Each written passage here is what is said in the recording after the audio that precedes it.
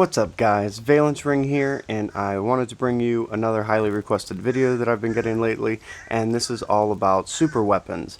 Now, I have to admit, I've never owned a super weapon, and they're kind of a little bit in the gray area of my knowledge, but I do have members in my alliance. Shout out to Blastin' Fools and Trist, who I've asked questions. They have had super weapons, and super weapons have been in my state for a long time. But, so I want to talk about it. I want to give you the information that I have, and of course, if you still have any questions, please put them down in the comments section below. I appreciate all your guys' feedback, so thank you for that, and shout out to everybody who subscribed and watches my videos and gives me feedback and just helps support the channel. I appreciate you guys. So let's dive right into this and let's talk about super weapons. So first of all, if you're not too familiar with them, the one place that you want to stop by is the SWP lab, the Super Weapon Lab. Now in here, you can see that one of my alliance members, Blastin' Fools, actually has the Force Teleporter right now, and then of course every name and location of the super weapon is on the map, and that's very important to understand, because if you have a super weapon, guess what? You have a permanent GPS locating device on your sanctuary. So if I was to go ahead and click this location right here, it would actually take me directly to who has that super weapon and where they are in my state. So as you can see here, I have a permanent GPS on Blastin' Fools. Shout out to him for finally getting up to headquarters level 35, and Trist, hopefully you'll get there soon. At any rate, if you do click the world map on the bottom left hand corner, the little map icon, this will actually show you where all the super weapons are. And then of course you can just kind of pick one and it'll take you right to it like that. So that's important to understand. So let's talk about each specific super weapon and what they do. I do want to mention, oh, that's Eva. I do want to mention that super weapons are not necessarily extraordinarily strong. As you can see, Blastin' Fools has a Force Teleporter, and the basic stats is an increase of march speed of 10%. Now that might not seem like a lot, but of course it does help for a lot of things such as rallies, layers, Zenith Tech Hub, when the march times are really long, Reservoir War, and things like that. If you are a strong player, strong military might, and you're doing a lot of battles, a 10% increase in march speed can be very effective. And of course it does have a special stat of being able to direct relocate once every 48 hours. So that's once every 2 days. You can basically use a direct relocate for free, and it doesn't cost you anything. It just is part of the perk of having the Force Teleporter. So it's pretty cool. I would say that's not super useful, but it definitely does come in handy, especially if you are military based. You'll be able to save at least once every 2 days one of those direct relocates. So let's move over here to the Time Accelerator, and this is one owned by Dark Traveler, and you can see here that you get used to get 8-hour speed up items once every 2 days. So that's pretty cool. It's a nice little perk. Every 2 days you're going to get a free 8-hour speed up, and of course your build speed is increased constantly by 10%. Again, some of these boosts don't seem like they're that great, but they are super helpful just simply because you can't get some of these boosts anywhere else, and if you do have other boosts that coincide with them, you're still going to get the benefit of them as they do stack. So if you have like a 30% build speed on or a 50% build speed on, you're still going to get the plus 10% from this, and then if you use the talent for build speed, you're going to get all three boosts at the same time. So little boosts do add up, and they are important. But again, is this something that you want to go out and, you know, really fight for? Maybe, maybe not.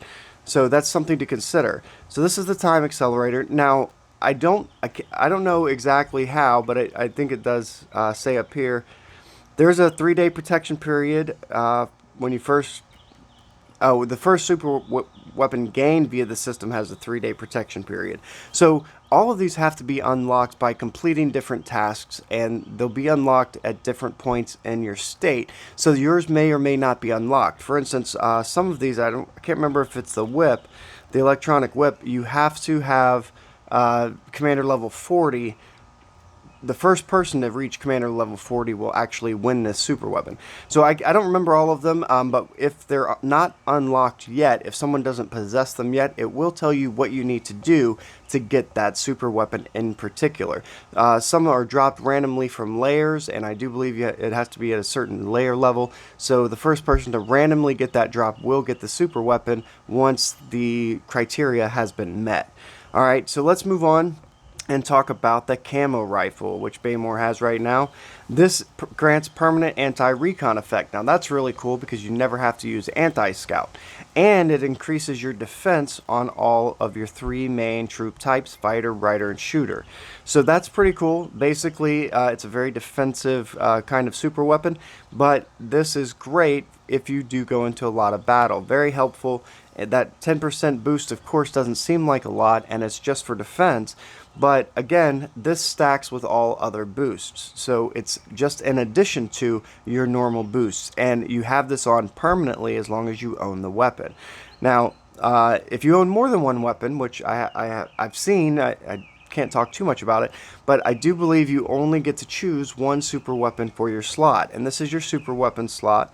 You can see that I have no super weapons. If I had, let's say, 2 or 3 super weapons, then I would be able to put in this little box right here one of the super weapons that I would like. Now this would be cool for some of those 48-hour boosts and like the March speed ones that you don't use very often. I could switch every couple days from let's say the force teleporter to the time accelerator. So then I could get my 8-hour speed up, switch back to my increasing my march speed, or if I'm building something, I could switch back to my build speed. However, most people aren't going to own more than one. It's usually more beneficial to just kind of spread them out. And if you're in a cooperative state like State 16, which is where I'm from, then a lot of times you want different people having the super weapons so that the boosts are applied to different people all the time. And that can be very beneficial for the state, especially if you guys are cooperative in taking over your Zenith Tech Hub and keeping it in the state. Alright, so we talked about that and Camo Rifle, so let's talk about the Capacity Conduit Mk2. It has no special effects. However, your protected resources go up 500%. Your infirmary cap is up 10%, and your healing speed is up 15%. So this is really, really useful. Let's say you're more of a support type military strategist, and you have a lot of resources on hand, you help your alliance. This would be able to protect more of your resources, basically times five times what you normally can carry. And of course it gives you a larger infirmary cap. Now 10% might not seem like a lot, but if you have protected 500,000, now you're protecting 550,000, and so forth and so on. And of course the infirmary healing speed, this will save you so much time and speed ups in the long run. So even though the boosts are small, they are very helpful, but you have to kind of understand which super weapon is going to be best for your style of play and go for that one, basically. And like I said, unlocking them might be a random drop or first person to do something, so you might not have so much of a choice in that matter. However, if you are looking to grab a super weapon, then you want to find the one that best suits your playstyle. If you hang back in the shadows, do a lot more defense, and share resources with your alliance, then this is a great super weapon for that. So let's go down here to the Railgun. Now, the special stats on this is that it improves troop size. Now, a lot of people might be struggling to get the troop size that they want, and I will have a video on that later. But basically, this is going to improve your troop size by 10%, your troop defense by 10%, and your troop attack by 10%. Now, this is something that I really like, but this is really good for someone that reinforces a lot, or that, leads rallies or leads attacks, because basically you're getting the troop attack, the troop defense boost, but you're also increasing the troop size, so you're able to send more troops into battle. So definitely a really cool weapon. I like it. Like I said, I haven't owned any of these yet. So let's talk about the last one here, and this is the electronic whip. Now this improves rally size, so this is super important for anyone that is going to be the first one in to occupy, say, the tech hub, a turret, or in Reservoir War, one of the water spots, the towers, or the military bases. This is going to improve your rally size, and if you're unaware, rally size determines the reinforcement size of things such as the tech hub and the turrets. So when you're first in, your rally size determines how many people can send, how many reinforcements that location can receive. So if your rally size is 1 million, then you'll be able to take in 1 million troops in addition to your own into that spot, that hub, or whatever the case may be. So improving the rally size is absolutely huge for someone like that, and you get the 10% boost, and then of course you get rider, fighter, and shooter attack boost of 10%. Again, might not seem like a lot, but if you have a frame and a sanctuary boost plus the electronic whip, now you're looking at a potential 30 to 40% boost in attack. That's a big number, especially if you have a large rally and maybe you're a stronger might player and you do super reinforcement. Then all of these boosts are going to apply to everyone that joins your super rally or your super reinforcement. So little stats, they do add up, and you have to come in here. Unfortunately, I'm kind of past the point where I can remember which one unlocks with what, but go into your SWP lab, check the ones that you like, and see, one, if they're owned, it'll tell you where they're at, and then it will tell you what you need to do to unlock it if nobody owns it yet. So once you've done that and you decide that, hey, maybe you want to try for one, how do you actually get it? So let's say this is where I kind of am a little fuzzy and I'm not entirely 100% sure, but I will explain to the best of my ability. So like I said, let's say that you know, I want to come up here and find the super weapon. And where's Blasting Fools? Okay, so what I can do again is go into our super weapon lab, and we're just going to find I'm going to find Blasting Fools. It'll take me right to his location. So now, from what I understand, if they're gathering, like let's say, you know, Blasting Fools is right here, and it's not, he's gathering. If I send a troop to attack his gathering resource spot, there's a chance, a random drop, that I get his super weapon. Now, if I attack his sanctuary, again, there's a random chance that I get the super weapon. I do believe it has to be a winning attack, or at least you have to have a march return. And that's to the best of my knowledge. That might not be the case, but I do believe that that's the case. You have to at least have a winning battle or troops returning for you to have the opportunity. And then the drop on it is random. So if I was to attack him and win, I might not get the super weapon. I might have to attack him 5 times, 10 times, 15 times before the super weapon transfers hands. So it is random. It could happen the first time or it could happen the 10th time.